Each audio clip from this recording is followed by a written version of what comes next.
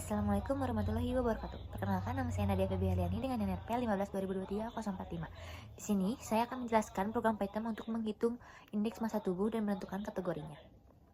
Program ini menerima input berupa nama, berat badan, dan tinggi badan, kemudian menghitung IMT, dan menampilkan kategori kesehatan berdasarkan hasilnya. Untuk penjelasan kode yang pertama, ada fungsi untuk menghitung IMT.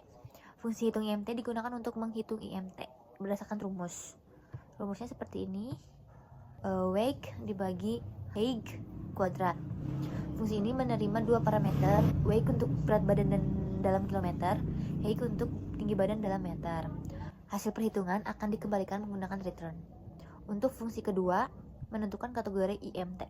Fungsi kategori IMT digunakan untuk menentukan kategori kesehatan berdasarkan nilai IMT yang dihitung. Fungsi ini menggunakan percabangan if else untuk memeriksa underweight jika IMT di bawah kurang dari 18,5, normal weight jika IMT di antara 18,5 dan 25, overweight jika IMT di antara 25 dan 30.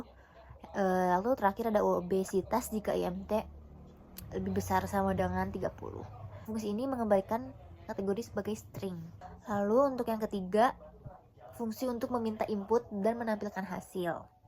Fungsi tampilkan kategori IMT ini berfungsi untuk meminta input dari pengguna berupa nama, berat badan, dan tinggi badan untuk setiap orang menggunakan while loop dan memproses data jumlah orang yang dimasukkan pengguna.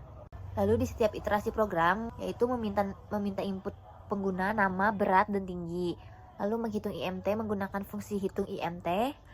Terus menentukan kategori kesehatan menggunakan fungsi kategori IMT.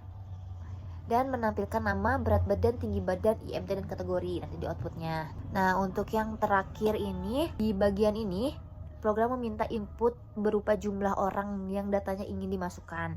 Setelah itu, program memanggil fungsi tampil kategori IMT dengan jumlah orang tersebut sebagai parameter.